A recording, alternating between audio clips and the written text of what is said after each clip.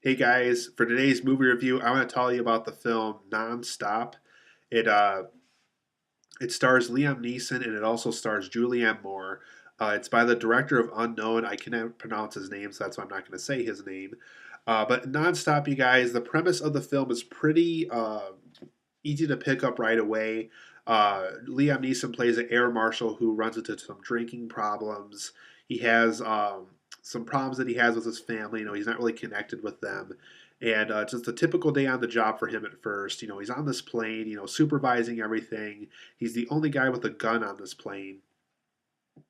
And things go well for a while. He's sitting next to Julianne Moore on this plane, who plays one of the passengers that will eventually help him out with the conflict I'm about to explain here.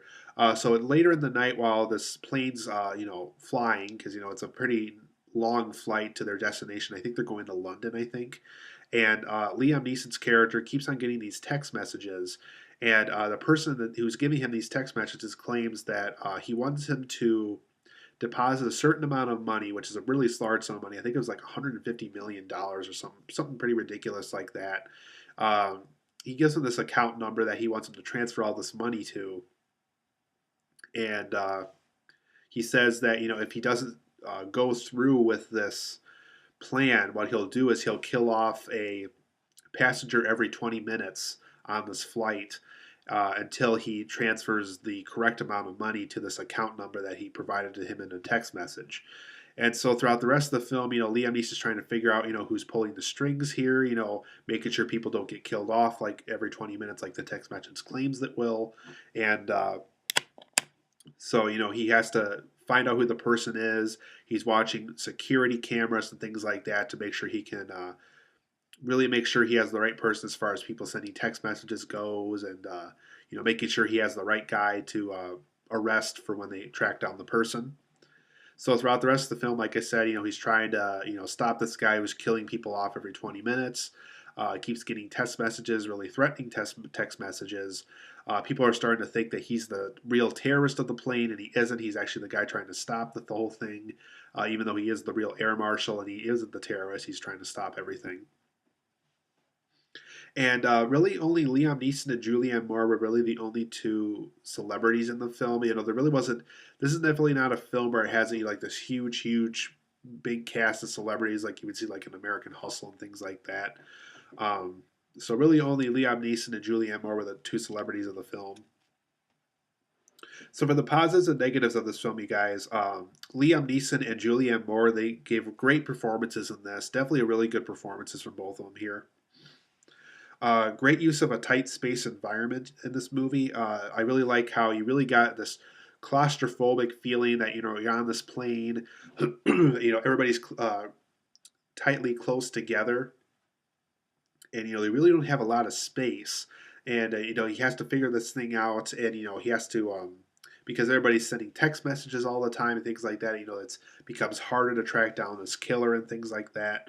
Um, so really good use of tight space in this movie. I really like the character development in this movie. It definitely, for all these characters that they had in this film, there was a ton of characters they had, specifically characters that were pretty significant aspects to the movie, pretty important roles to the movie. For having, I would good say about 8 or 9 characters that get pretty significant things to do in this movie. The film definitely develops all those characters very well, so I'm really happy with the character development in this film. Liam Neeson's interaction with a cop passenger and a little girl passenger almost make him a better air marshal and father figure throughout the rest of the film. And I really like that. I really like how he's this alcoholic, bad father figure, bad husband figure, and by the time everything is said and done in the movie, the cop passenger and the little girl passenger on the plane. Kind of help him realize things about his own life and make him better by the time the flight's done. I thought it was just a really interesting way to execute that in the movie. So I'm really happy that the director of the film really kind of had a interpersonal thing we could relate to kind of aspect to the movie like that. I thought the overall film was very thrilling and suspenseful, and it always kept me guessing the whole way through. Every time it's revealed, who one of the potential killers might be. I'm always kept guessing, and by the time the person's revealed, I kind of like how it's done in a tradition of like a classic thriller movie like Source Code or Passenger 57, where the person who's really friendly and things like that. There's kind of this code you have to follow when you make a film like this as to who can actually be the actual killer by the time the film's done with. So I like how this film kind of follows in that tradition. But when I get to my negatives here, I'll tell you why that's also kind of a negative thing to the film as well. I really like how this film has a real time feeling to it. It definitely doesn't feel like an over Hollywoodized kind of film. It definitely has this real feeling of, what if you're on this plane, people get, killed every 20 minutes, and, you're this air marshal trying to solve the situation. I really like how it really feels like that real time feeling, like if this were to happen, this is probably how it would play out kind of feeling. I like the text message motion graphics in the film. It was just really incorporated well into the movie, really fit into the movie. I even like how, when the screen got cracked and things like that, the text message got cracked too on the screen, when he's looking at the previous text messages and things like that. I thought that was a pretty cool feature and a pretty cool special effect they added to the movie.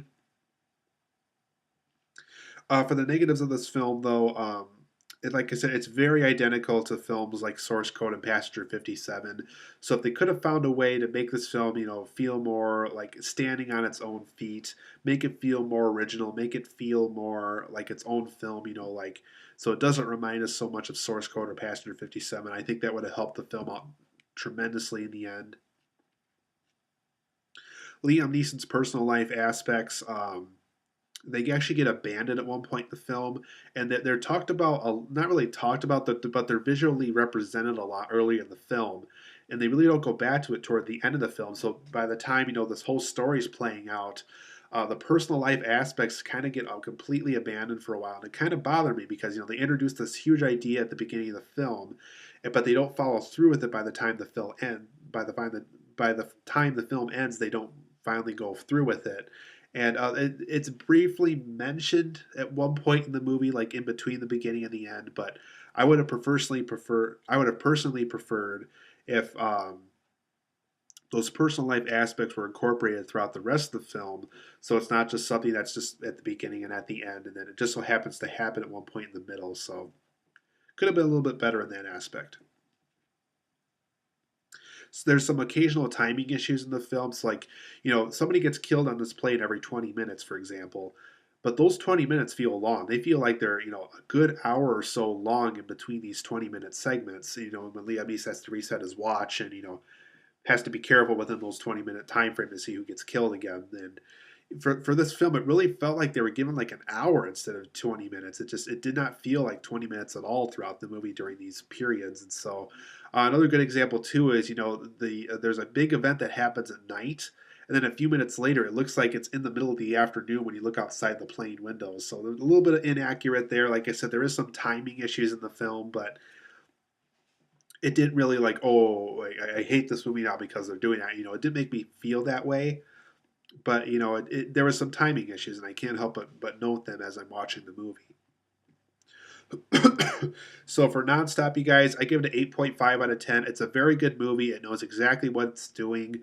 It does what it does very well. It's very well executed. It's a very good action thriller plane movie. I'm really glad that this is the first film in a long time in this kind of subgenre that really pursues what it's doing very well.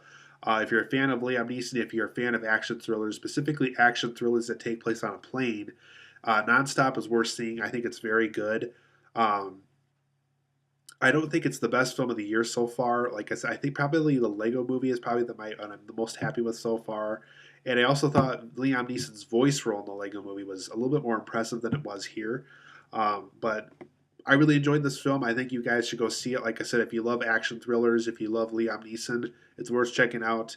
8.5 out of 10 for me. Very good film. Be sure to check it out.